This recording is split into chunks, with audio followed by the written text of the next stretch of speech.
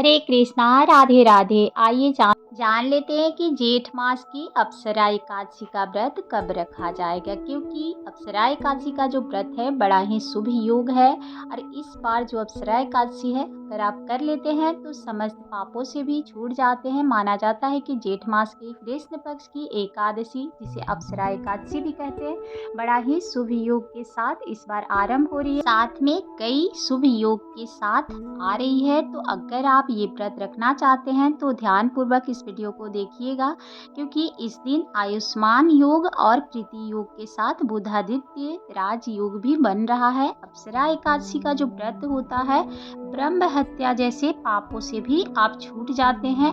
इसमें इतना पावर होता है, बहुत ही शक्तिशाली व्रत माना जाता है। हर पापों से आपको मुक्ति भी दिलाता है। जीवन में कोई भी समस्या जो होती है वो तो कट ही जाती है, साथ में सुख समृद्धि भी आती है। तो आइए जान लेते हैं कि अप्सरा एकादशी का व्रत कब रखा जाएगा, और साथ में ये भी जानेंगे कि पारण का क्या समय है, पारण हमें कैसे करना चाहिए। तो अप्सरा एकादशी जो है 2025 जेठ मास में 23 मई दिन शुक्रवार को पड़ रही है, जो कि सुबह में 1:12 से, यानी कि देखा जाए तो गुरुवार की रात्रि है। लेकिन ये 12 बजे के बाद जो दिन होते हैं वो बदल जाते हैं, इसीलिए ये रात्रि 23 तारीख का ही माना जाएगा, जो कि 1:12 से आरंभ हो रही है। और इसका तिथि जो है शुक्रवार को ही व्रत रखा जाएगा। उसी दिन रात्रि 10:29 तक ये रहेगी।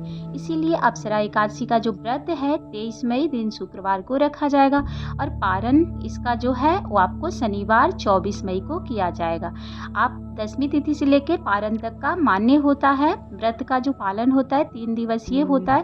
तो दसवीं तिथि आपकी पड़ रही है बृहस्पतिवार को, गुरुवार। उस दिन बाल नहीं धोए जाते हैं। तो अगर आप मानते हैं तो ज़रूर मान लें, क्योंकि माना जाता है कि अगर आपको बाल धोना है तो आपको शुक्रवार को नहीं धो सकते, आप एक दिन पहले ही धो लीजिएगा। आप बुधवार को बाल धो सकते हैं, और उसके बाद आप लहसुन प्याज का बिल्कुल भी सेवन न करें। तो इस तरह से परहेज करके आप एकादशी व्रत रख सकते हैं, क्योंकि गुरुवार को बाल नहीं धोनी चाहिए। आप बाल के ऊपर से ऐसे ही स्नान कर सकते हैं, लेकिन मैस कर बाल धोना शुभ नहीं माना जाता है। व्रत का कोई भी फल प्राप्त नहीं होगा। तो इतना ध्यान रखिएगा। जो पारण का समय है वो तो आप कर सकते हैं, कोई दिक्कत नहीं है। उस दिन पूरे दिन पारण का समय रहेगा, लेकिन आपको पूरा ध्यान रखना है कि दसवीं तिथि को बाल नहीं धोइएगा, गुरुवार का दिन है। और अगर आप 23 तारीख को व्रत रखते हैं, जो कि गृहस्थ जीवन के लिए बड़ा ही शुभ है। वैसे इस बार एक ही दिन एकादशी तिथि पड़ रही है, तो शुक्रवार को ही मनाई जाएगी और शनिवार को इसका पारण किया जाएगा।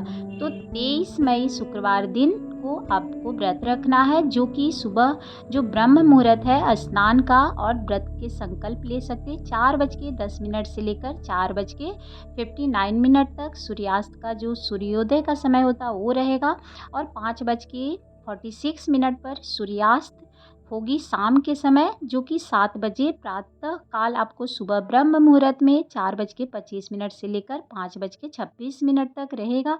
तो शाम की पूजा का शुभ मुहूर्त क्या है ये भी जान लीजिए। 7:10 से लेकर 8:11 तक के बीच में आपको पूजा कर लेनी है, जो कि प्रीति योग है, बहुत ही शुभ योग है। आयुष्मान योग का निर्माण भी इसी दिन हो रहा है, जिससे कि प्रीति योग शाम 6:27 से रहेगा, और बाद में आयुष्मान योग जो है वो प्रारंभ हो जाएगा। इस दिन अभिजीत मुहूर्त का जो शुभ मुहूर्त है 11:51 से दोपहर 12:45 तक रहेगा, और गोधूल बेला जिसे शाम का बेला कहते हैं वो 7:08 से लेकर 7:29 तक रहेगा। तो आप गोधूल बेला में भी पूजा कर सकते हैं, दीपदान कर सकते हैं। इसके अलावा राहु काल का जो समय है 10:30 से दोपहर 12 बजे तक रहेगा। तो द्वादशी तिथि 23 मई शुक्रवार के दिन रात 10:30 से शुरू होगी, और अगले दिन यानी 24 मई दिन शनिवार को शाम को 7:20 पर द्वादशी तिथि समाप्त हो जाएगी। इसीलिए पूरे दिन आप पारण कर सकते हैं,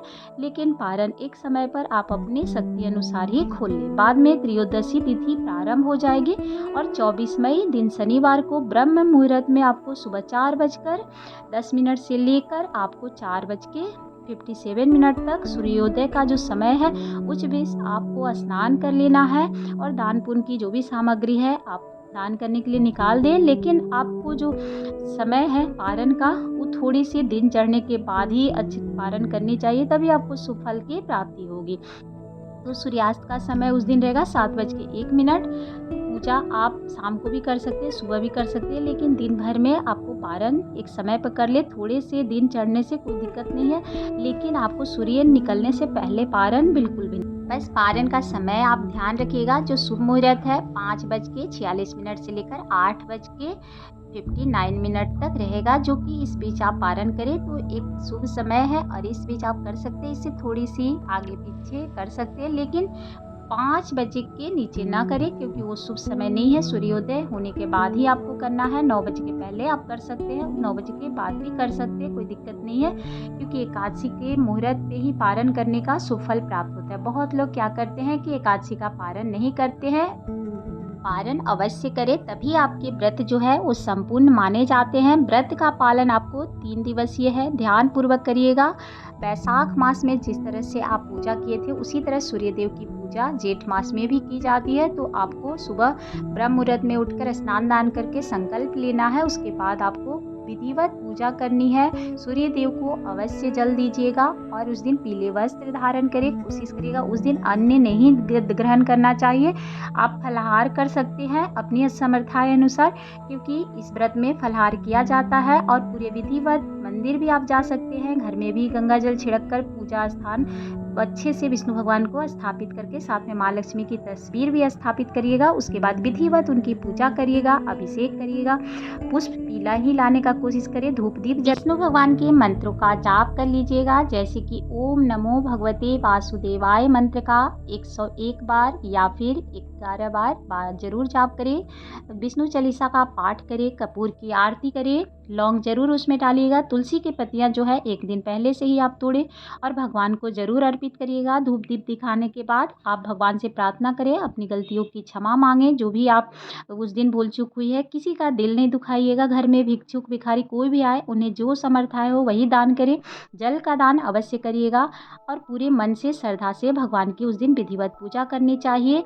कोई भी हमसे अगर भूल चूक होती है तो उनसे प्रार्थना करनी चाहिए और पूरे शुभ मुहूर्त में ही आपको व्रत करना है, साथ में पारण करनी है। अगले दिन चावल का सेवन अवश्य करिएगा। अपने हिस्से की दान पुण्य अवश्य करिए। जो आप एक दिन व्रत किए हैं, जितने भी आपके हिस्से के समर्थाय अनुसार सीधा निकाल के जरूरतमंद को या पंडित जी को दान करें। अगर वीडियो पसंद आए तो लाइक जरूर करें। धन्यवाद। जय माता दी।